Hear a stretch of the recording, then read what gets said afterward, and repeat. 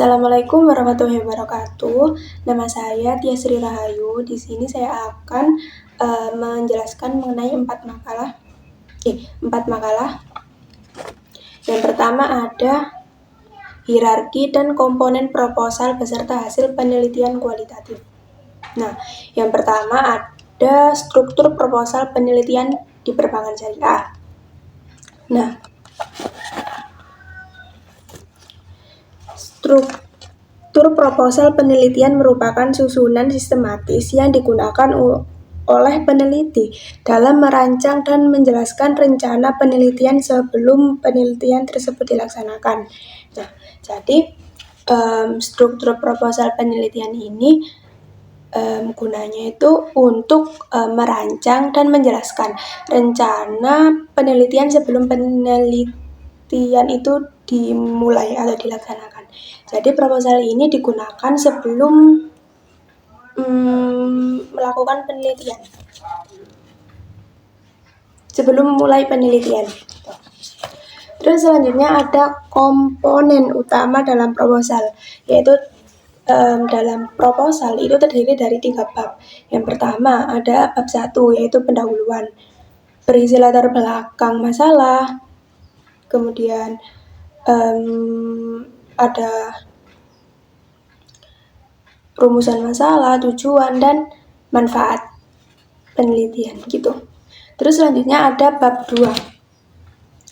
Bab 2 berisi tentang tinjauan pustaka ya, berisi tentang teori, konsep, penelitian terdahulu yang relevan, kemudian kerangka berpikir, gitu. Terus selanjutnya ada bab 3, yaitu metodologi penelitian. Nah, di bab 3 itu berisi tentang langkah-langkah yang digunakan untuk melaksanakan penelitian, kayak menjelaskan jenis dan pendekatan, kayak subjek, objek, teknik pengumpulan data, teknik analisis data, itu dijelaskan di metodologi penelitian gitu. Nah, selanjutnya ada hierarki dalam penyusunan proposal. Nah, jadi hierarki dalam penyusunan proposal itu termasuk langkah-langkah dalam menyusun proposal gitu. Yang pertama ada mengidentifikasi dan merumuskan masalah. Nah, jadi langkah-langkahnya itu harus mengidentifikasi yang akan diteliti dulu dan merumuskannya sebagai masalah. Itu. Kemudian yang kedua ada kajian teori dan tinjauan pustaka.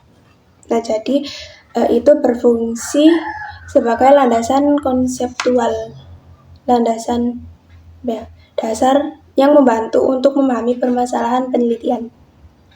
Landasan konseptual. Itu. Terus selanjutnya ada penentuan metodologi penelitian ya. Di situ akan menjelaskan tentang jenis-jenis penelitian, pendekatan penelitian, dan teknik-teknik pengumpulan data, teknik-teknik penganalisisan data gitu. Nah, selanjutnya ada struktur laporan hasil penelitian kualitatif. Nah, jadi strukturnya itu ada pendahuluan, ada tinjauan pustaka, metodologi penelitian, hasil dan pembahasan, dan yang kelima kesimpulan dan saran gitu. Itu struktur laporan hasil penelitian kualitatif gitu. Nah, selanjutnya ada evaluasi penelitian dan publikasi. Yang pertama ada evaluasi internal oleh peneliti, yang kedua ada evaluasi eksternal atau peer review, terus selanjutnya ada publikasi hasil penelitian, terus yang keempat ada implikasi dan pemanfaatan penelitian. Nah, kesimpulannya proposal itu diajukan atau ditulis sebelum memulai penelitian gitu. Nah, selanjutnya kita akan membahas mengenai paradigma penelitian kualitatif perbankan syariah. Nah, jadi definisi dari istilah kualitatif itu diartikan sebagai berdasarkan mutu atau bersifat kualitas secara konseptual. Makna ini menjadi dasar bahwa penelitian kualitatif adalah penelitian yang menekankan pada kualitas, makna, dan pemahaman mendalam terhadap suatu fenomena. Nah, jadi itu intinya bertujuan untuk memahami fenomena secara mendalam berdasarkan makna, dilakukan dalam kondisi nyata dan menghasilkan data itu berupa kata-kata, bukan angka, gitu. Terus selanjutnya ada karakteristik. Nah, karakteristiknya itu atau ciri-cirinya itu ada natural setting atau bersifat alamiah. Jadi itu nggak boleh disetting gitu loh. Nggak boleh dimanipulasi gitu. Kayak udah di briefing dulu, ntar kamu gini nggak boleh ya. Terus selanjutnya ada peneliti sebagai instrumen utama.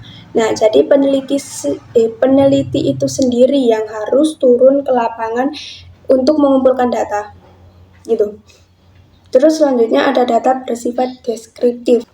Nah, jadi data bersifat deskriptif itu datanya itu harus berupa kata-kata, jadi bukan angka gitu. Terus selanjutnya ada analisis data bersifat induktif. Nah, jadi itu maksudnya itu teori itu tidak ditentukan di awal. Jadi teori itu muncul dari data lapangan gitu. Nah, terus selanjutnya ada meaning atau menekankan makna. Nah, jadi itu artinya kayak mengapa hal tersebut itu bisa terjadi menurut pengalaman, pandangan, perspektif dari subjek penelitian itu sebagai orang yang diwawancarai. Gitu. Terus selanjutnya ada paradigma. Nah, paradigma di sini ada 3. Yang pertama ada paradigma positivisme. Nah, paradigma positivisme ini fokus utama itu pada hubungan sebab akibat. Jadi fokusnya itu angka dan pengukuran. Contohnya kayak pengaruh layanan terhadap kepuasan nasabah. Itu contohnya kalau di perbankan syariah gitu. Terus selanjutnya ada paradigma interpretif atau konstruktivisme. Nah, jadi itu fokus utamanya fokus makna dan pengalaman. Contohnya alasan mengapa memilih bank syariah gitu.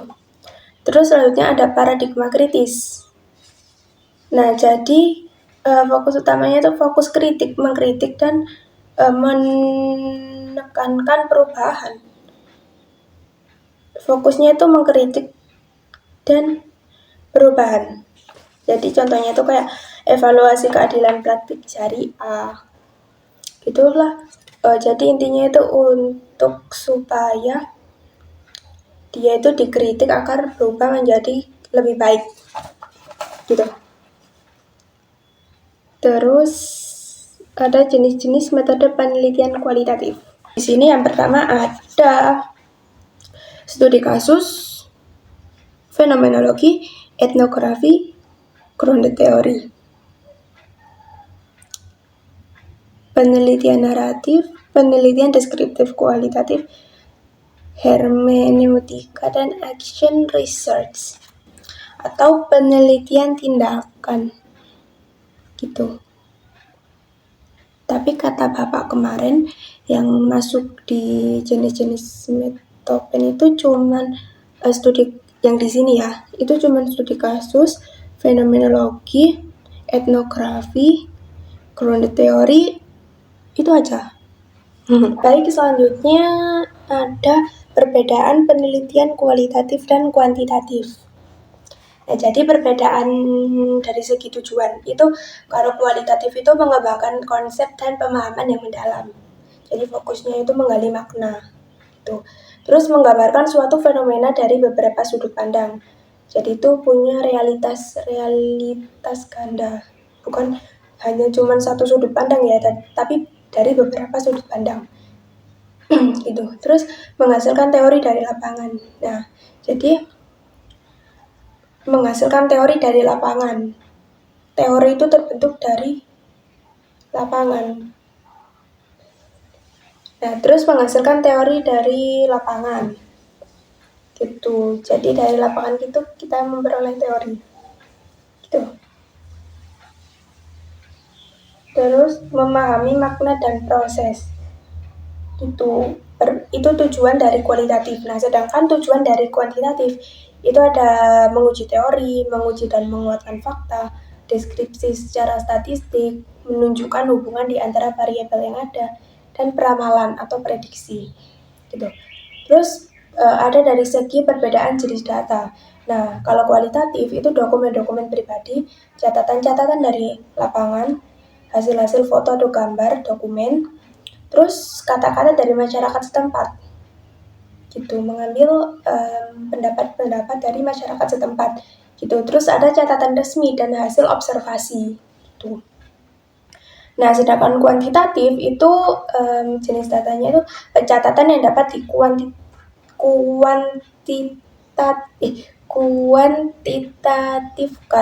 kuantitatifkan. Nah, gitu. Jadi itu catatannya itu berbentuk data, berbentuk angka gitu yang bisa dikuantitatifkan.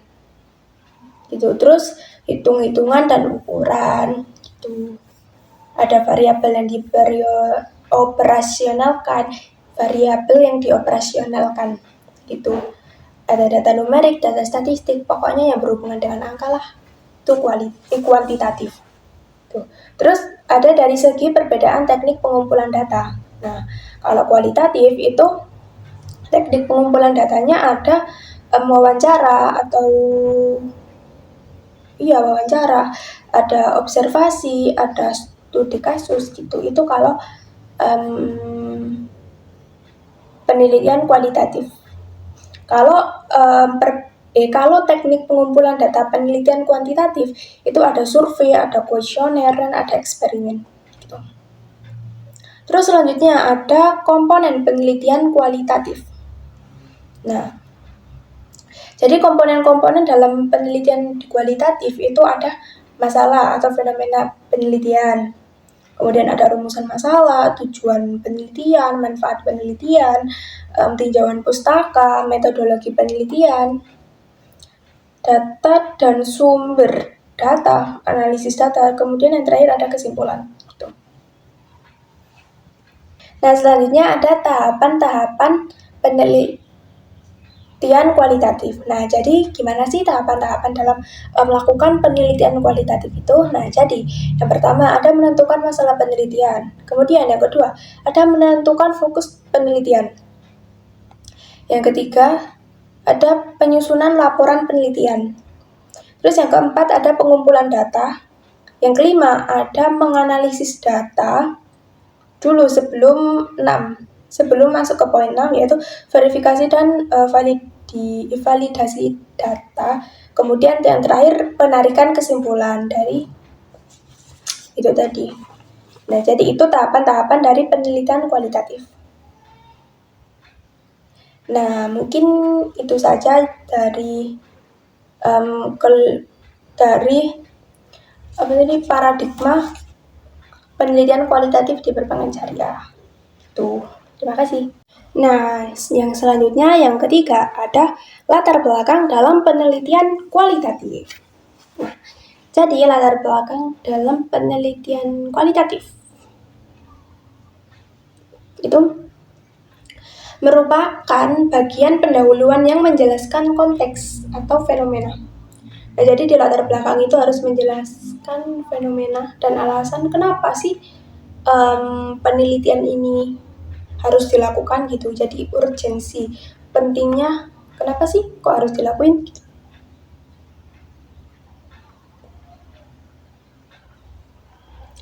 Terus fungsi latar belakang penelitian kualitatif. Nah, jadi fungsinya itu menjelaskan konteks penelitian, mengidentifikasi masalah penelitian, menunjukkan relevansi dan urgensi penelitian, membantu merumuskan pertanyaan penelitian, dan menjadi dasar kerangka teori atau konsep. Gitu. Terus ada jenis-jenis latar belakang penelitian kualitatif. Ada latar belakang teoritis, yaitu fokus pada pengembangan teori yang sudah ada. Gitu. Terus selanjutnya ada latar belakang praktis. Nah, kalau latar belakang praktis ini permasalahan nyata di kehidupan sehari-hari. Nah, selanjutnya ada latar belakang konseptual. Nah, konseptual ini hubungan antara konsep utama dalam penelitian. Terus selanjutnya ada latar belakang empiris, yaitu penelitian terdahulu, dan latar belakang kontekstual, yaitu situasi spesifik yang mempengaruhi subjek.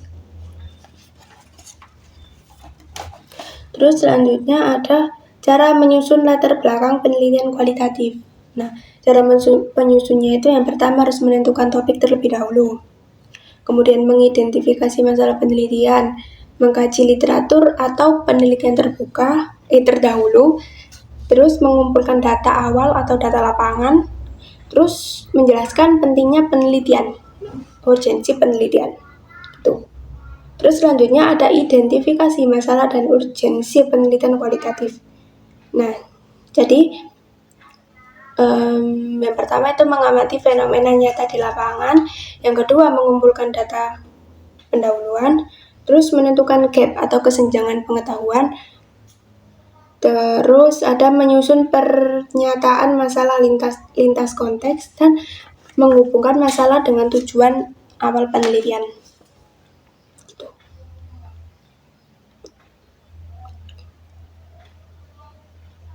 Terus ada perbedaan latar belakang kualitatif dan kuantitatif. Nah, dari segi awal masalah, dari aspek awal masalah.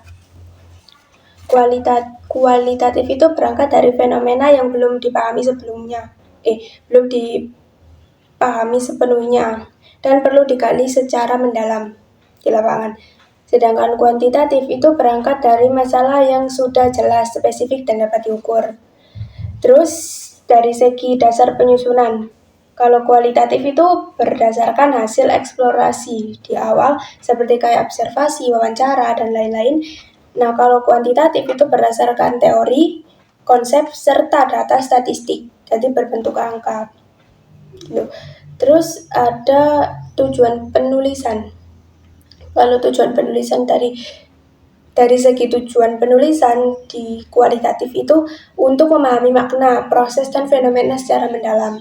Nah, sedangkan di kuantitatif itu untuk menguji hubungan atau pengaruh antar variabel. Gitu. Terus dari aspek pola penyusunan, disusun secara naratif dari fenomena khusus menuju pemahaman yang lebih luas.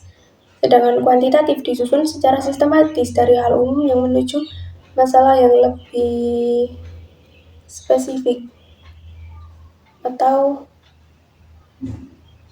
deduktif. Tapi kemarin itu kayaknya keliru deh. Nah, jadi itu kalau kuantitatif itu induktif dari khusus ke umum. Nah, sedangkan kualitatif itu dari umum ke khusus gitu, deduktif. Nah, selanjutnya ada pengertian rumusan masalah dalam penelitian kualitatif. Nah, jadi rumusan masalah dalam penelitian kualitatif merupakan pertanyaan penelitian yang disusun untuk memahami suatu fenomena sosial. Nah, jadi itu kayak sekumpulan pertanyaan gitu yang akan nantinya dibahas. Terus selanjutnya ada cara menyusun rumusan masalah. Yang pertama, harus memahami fenomena dengan eksplorasi awal. Yang kedua, menentukan fokus penelitian yang kontekstual dan signifikan. Kemudian, merumuskan masalah dalam bentuk pertanyaan terbuka. Menyusun subrumusan masalah untuk memperdalam kajian, dan menyesuaikan rumusan masalah dengan pendekatan metodologis. Nah, itu. Jadi latar belakang dalam penelitian kualitatif itu merupakan bagian awal yang menjelaskan fenomena yang akan diteliti secara jelas. secara jelas, mendalam, dan sesuai dengan kondisi nyata di lapangan, jadi nggak dibuat-buat. Nah, jadi itu kesimpulan dari latar belakang dari penelitian kualitatif. Nah, selanjutnya kita masuk ke data pada penelitian kualitatif. Gitu. Nah, jadi data kualitatif adalah data yang berbentuk kata-kata dan bukan angka. Data tersebut diperoleh melalui wawancara secara mendalam, observasi partisipasi, serta dokumentasi. Gitu. Jadi datanya itu bukan berupa angka ya, tapi berupa kata-kata. Nah, selanjutnya ada subjek penelitian.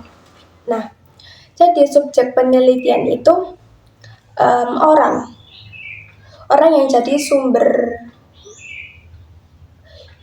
kita bertanya, apa ya? Informan dari. Nah, jadi informan lah kayak orang yang akan kita wawancarai, itu termasuk subjek penelitian kualitatif. Nah, sedangkan objek penelitian itu apa yang akan kita teliti atau fenomenanya. Kayak kita mau tanya apa ke orang itu, nah orang itu disebut subjek, nah sedangkan kita mau menggali apa dari orang itu yang disebut objek. Gitu. Nah, kemudian selanjutnya ada jenis-jenis data dalam penelitian kualitatif. Nah, jadi jenis-jenis data dalam penelitian kualitatif itu ada 3. Yang pertama ada data verbal. Nah, data verbal itu berbentuk kata-kata, lisan atau tulisan. Gitu. Terus ada data visual. Data visual ini berbentuk gambar, foto, video gitu. Terus yang ketiga ada data dokumen. Data dokumen ini diperoleh dari sumber tertulis, misal arsip, jurnal, buku, atau laporan gitu. Terus selanjutnya ada sumber data. Ada data primer dan sekunder. Nah, kalau data primer itu data yang diperoleh langsung dari sumber pertama yang berkaitan dengan objek penelitian. Jadi kalau primer itu kita wawancara sendiri ke orang itu secara langsung. Nah, kalau data sekunder, data yang kedua itu data sekunder. Nah, kalau data sekunder itu merupakan data yang diperoleh secara tidak langsung oleh peneliti. Itu jadi bisa di-search, bisa dicari melalui jurnal, buku, artikel gitu. Bisa dicari melalui gitu. Jadi nggak langsung ke orangnya. Gitu. Terus perbedaan data kualitatif dan kuantitatif. Nah, selanjutnya ada perbedaan data kualitatif dan kuantitatif. Nah, dari segi data, perbedaannya itu kalau kualitatif itu menggunakan deskriptif naratif. Nah, kalau kuantitatif itu menggunakan numerik atau terukur dan terukur. Nah, selanjutnya dari segi metode pengumpulan data, nah kalau kualitatif itu menggunakan wawancara atau observasi gitu kan. Nah, sedangkan kuantitatif itu menggunakan survei atau eksperimen gitu. Kemudian dari segi analisis data. Nah, kalau kualitatif itu menggunakan tematik dan interpretatif, sedangkan kuantitatif itu statistik dan uji hipotesis gitu. Nah, dari segi tujuan penelitian, kualitatif itu memahami konteks dan makna secara mendalam. Nah, sedangkan kuantitatif itu mengukur dan menguji hipotesis. Terus selanjutnya ada validitas dan reliabilitas data kualitatif. Yang pertama ada credibility. Credibility itu uji kepercayaan terhadap hasil data penelitian. Gitu. Yang kedua ada transferability. Nah, kalau transferability ini teknik menuntut peneliti itu agar melaporkan hasil penelitiannya. Gitu. Terus yang ketiga ada dependability. Itu bisa disebut juga reliabilitas. Nah, itu jadi beberapa percobaan yang dilakukan selalu mendapatkan hasil yang sama. Jadi teorinya nggak cuman teori sekali pakai gitu, nggak. Ya gitu. Jadi kalau diuji lagi itu hasilnya itu tetap sama, konsisten gitu. Terus ada confirmability. Nah, confirmability itu transparansi. Peneliti itu mengungkap secara terbuka tentang proses penelitiannya agar peneliti-peneliti yang lain itu melakukan penilaian terhadap hasil penelitiannya. Gitu. Nah, mungkin itu saja dari data pada penelitian kualitatif.